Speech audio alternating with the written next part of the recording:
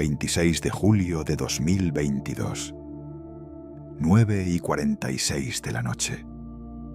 Una cámara de vigilancia en un centro comunitario de Georgia registró un instante que a simple vista parecía normal. Una adolescente de 16 años conversando con un hombre vestido de policía a escasos cientos de pies de su casa. Ella no sospechaba que la observaban, ni que esas imágenes borrosas serían la última vez que se la vería con vida, de forma confirmada. Lo que ocurrió en los minutos siguientes destrozaría a una familia, revelaría a un depredador escondido tras un uniforme y demostraría que, en ocasiones, quienes juraron protegernos son los que debemos temer más. La persona que secuestró a Susana aquella noche no fue un desconocido en las sombras.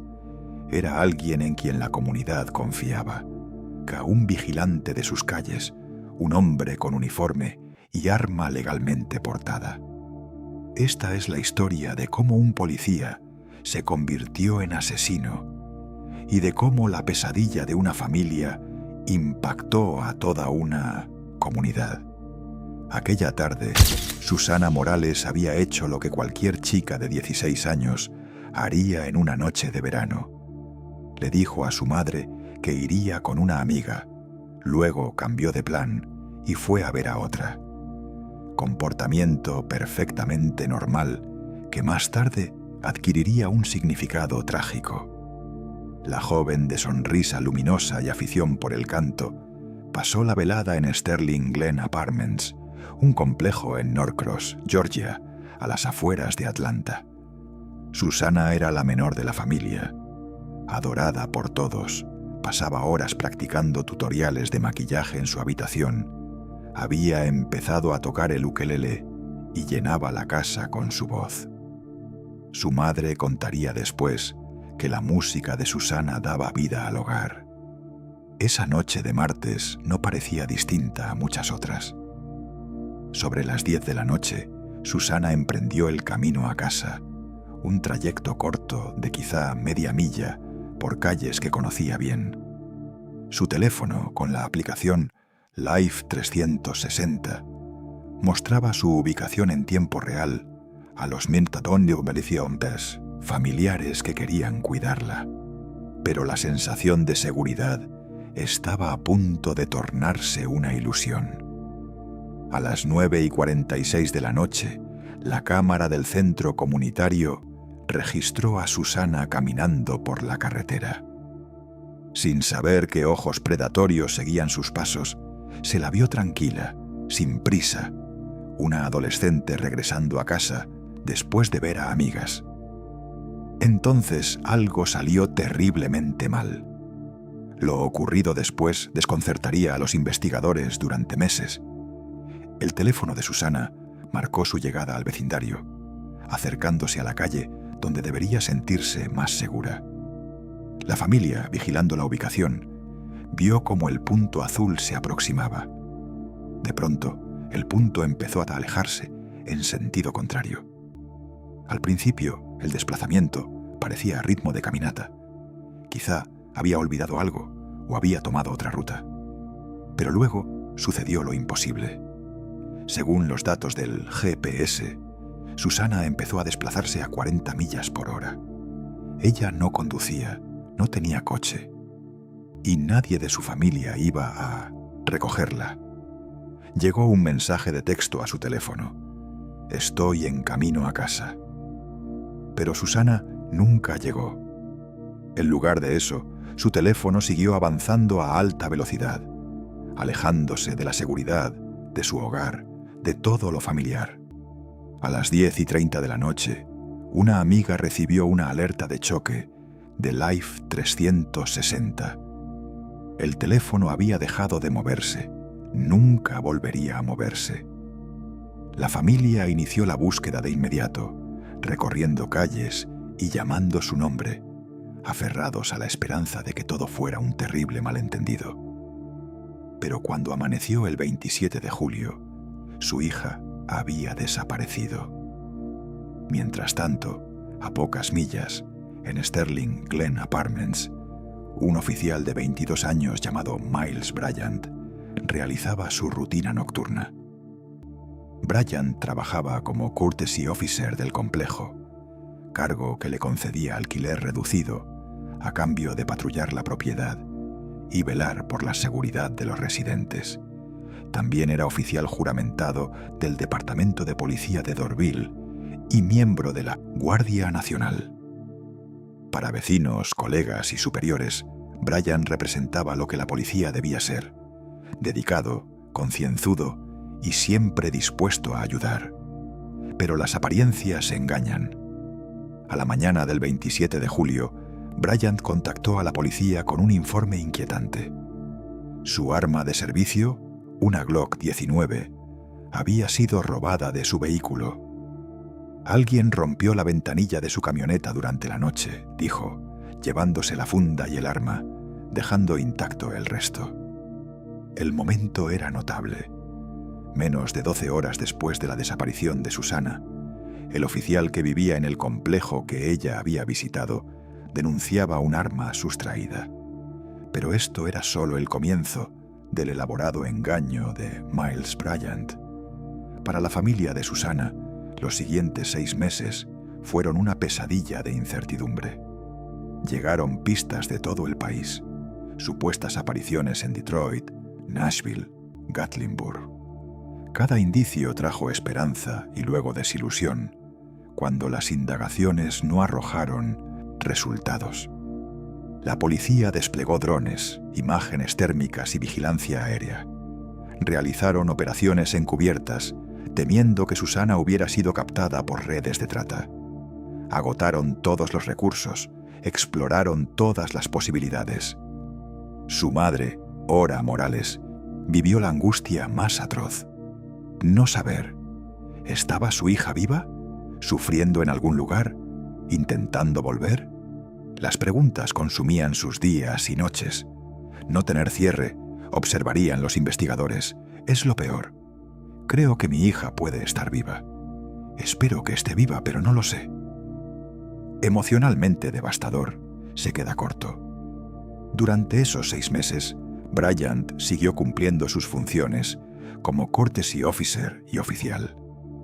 Patrullaba a Sterling Glen, el lugar donde Susana había sido vista por última vez. Mantuvo la misma conducta profesional que le había ganado respeto. Nadie sospechó que el que ayudaba en la búsqueda podría ser quien sabía exactamente dónde estaba. El 6 de febrero de 2023, a las 6 de la tarde, un aficionado a los todoterrenos exploraba zonas remotas cerca de Drowning Creek Road y la Highway 316 en Decatur, Georgia, a más de 20 millas del lugar de la desaparición. Lo que halló lo cambió todo. Los restos de la víctima, en avanzado estado de descomposición, yacían dispersos por el suelo del bosque. No quedaba ropa, ni fibras, ni evidencia forense blanda. Solo el rastro del tiempo en la naturaleza de Georgia. El forense determinó que se recuperó aproximadamente el 95% de los restos, aunque faltaban piezas, y al no haber tejido blando, establecer la causa de la muerte fue imposible. La ausencia de ropa indicaba juego sucio. La gente no muere en ropa ausente, en un bosque remoto, sin intervención criminal. Para los investigadores, el hallazgo fue a la vez doloroso y complejo. Por fin había respuestas para la familia, pero también un caso de homicidio con muy poca evidencia física. Fue entonces cuando descubrieron algo que abrió el caso de par en par. A unos 30 metros de los restos, los investigadores encontraron algo que no debía estar allí: una Glock 19 tirada en el suelo del bosque. No estaba enterrada ni escondida. Parecía abandonada, como si alguien la hubiese dejado caer. Al rastrear el número de serie, la sorpresa fue mayúscula. Era la misma arma que Miles Bryant había denunciado como robada el 27 de julio, el día después de la desaparición de Susana. el mismo revólver supuestamente sustraído de su camioneta ahora reposaba junto al cadáver de una adolescente. Las probabilidades de coincidencia eran astronómicas. Los investigadores pusieron el foco en el oficinial, que había parecido tan servicial y preocupado durante la búsqueda. Pronto descubrieron que Bryant había montado una elaborada trama de mentiras desde el inicio. El detective Carter abordó a Bryant con cautela. Necesitaban que hablara para explicar la inexplicable conexión entre su arma y la escena. Pero también debían ser estratégicos. Revelar demasiado podía cortar su cooperación. Bryant accedió a acudir a la comisaría para lo que creyó sería una entrevista rutinaria sobre su papel como courtesy officer. Ignoraba que los investigadores ya desmantelaban sus falsedades. «Estamos hablando con todos aquí», dijo Carter con naturalidad. «Solo queremos documentar todo. No tenemos pistas, hombre. Ojalá con tu conocimiento del complejo podamos armar algunas piezas». Al inicio, Bryant interpretó bien su papel, sugiriendo teorías sobre quién podría haber llevado a Susana. Pandillas, transeúntes, personajes sospechosos del complejo. Parecía ansioso por ayudar, preocupado por la muchacha, frustrado por la falta de avances. Pero los investigadores buscaban otra cosa, las señales sutiles que delatarían el momento en que Bryant pasara de testigo colaborador a sospechoso acorralado.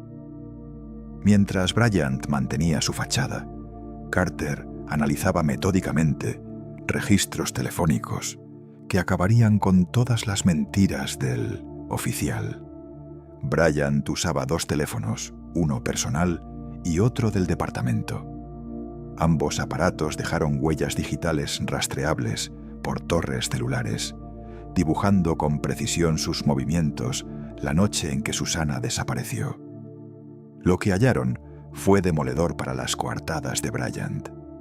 Entre la 1 y las 2 de la mañana del 27 de julio, horas después de la desaparición, los teléfonos de Bryant realizaron actividad desde torres situadas cerca de la Highway 316 en Decatur, la misma franja boscosa donde 6 meses después aparecerían los restos.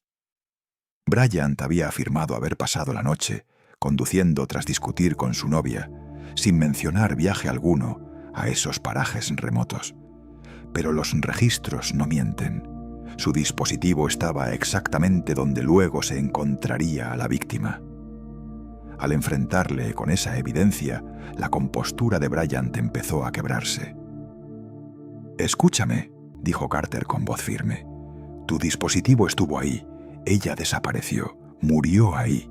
Tu arma está ahí. Tu teléfono está ahí. Este es tu momento para hablar». Por primera vez, Miles Bryant pareció verdaderamente alterado. La máscara del oficial servicial cayó, dejando asomar algo mucho más oscuro. «Esto es terrible», susurró. «Quizá somos un monstruo». «Oh, no. Prueba que estoy equivocado».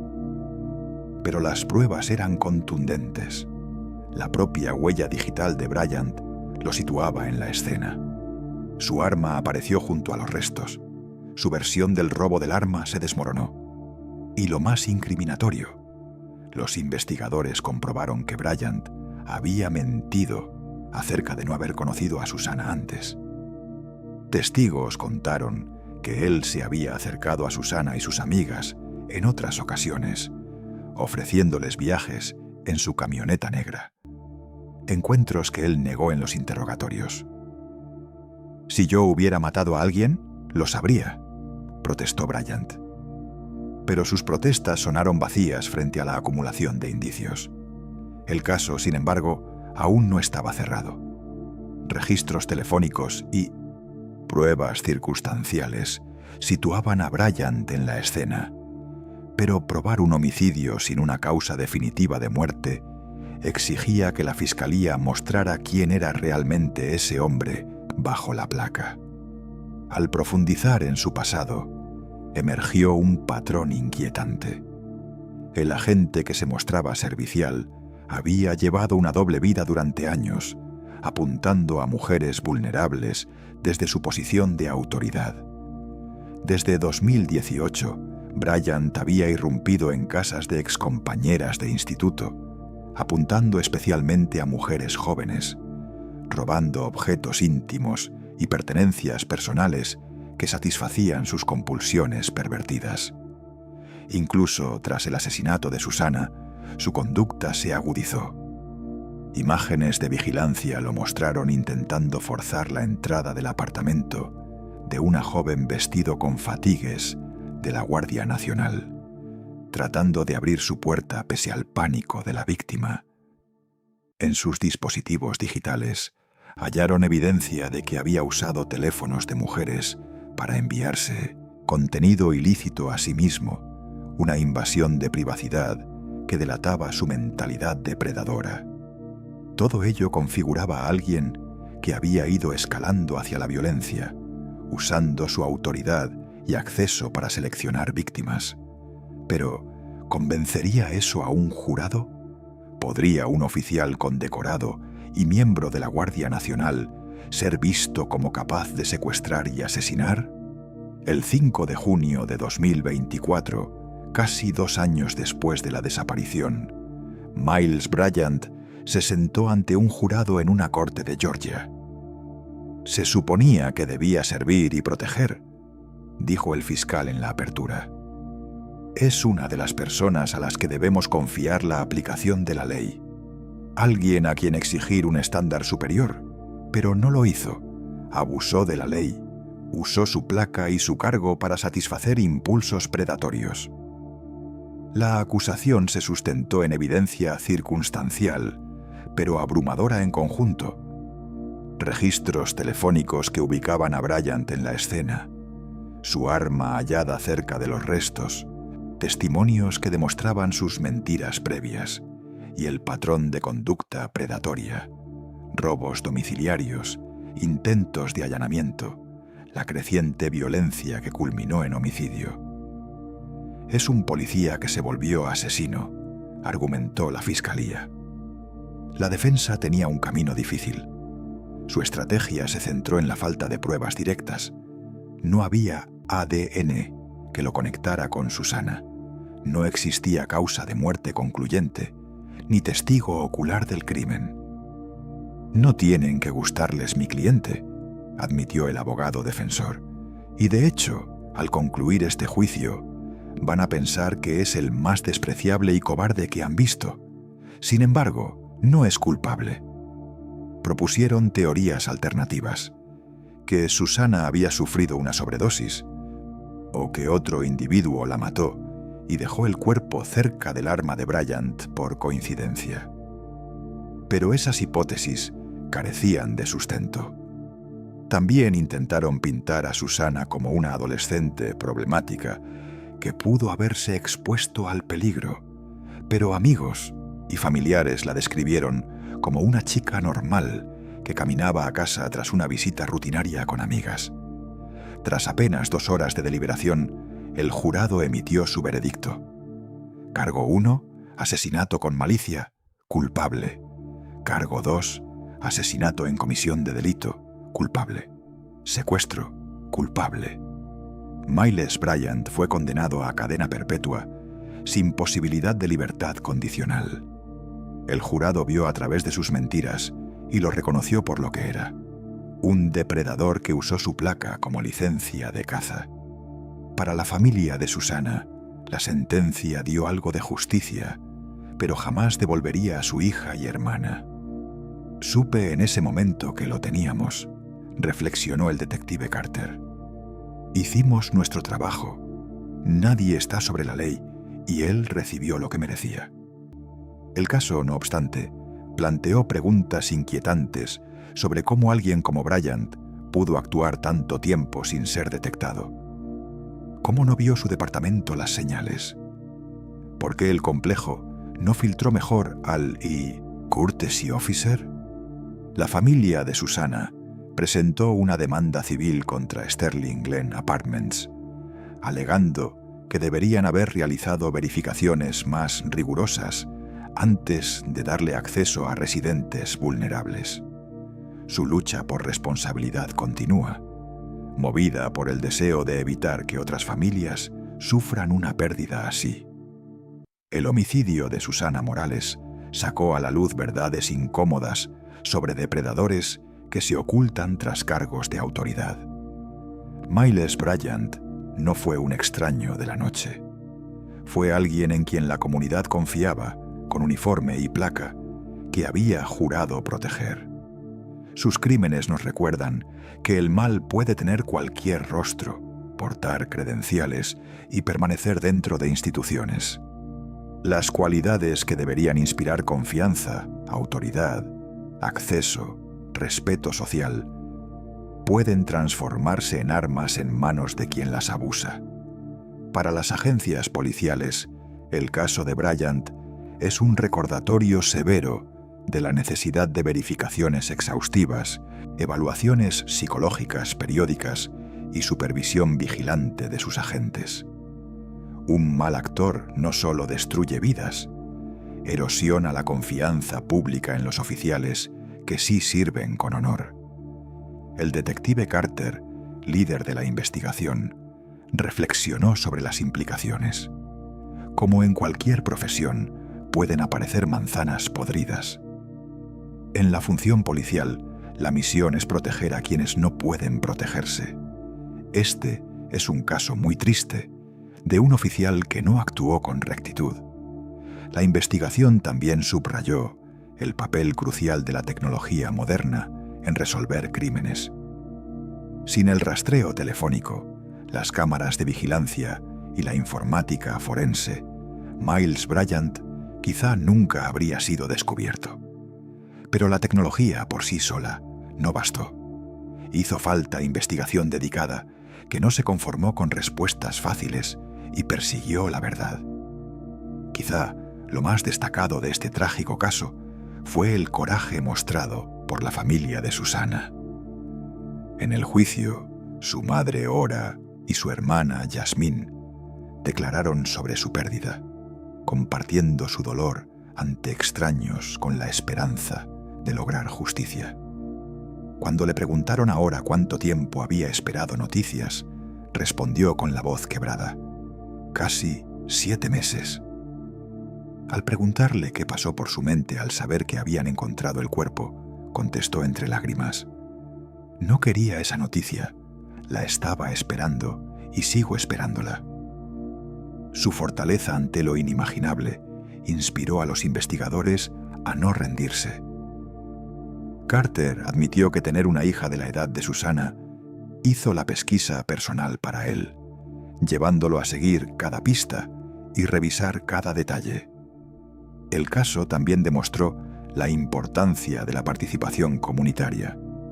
El aficionado todoterreno que halló los restos, los testigos que recordaron el comportamiento sospechoso de Bryant y la tecnología que preservó evidencia digital, todos contribuyeron a armar el caso que llevó al asesino ante la justicia.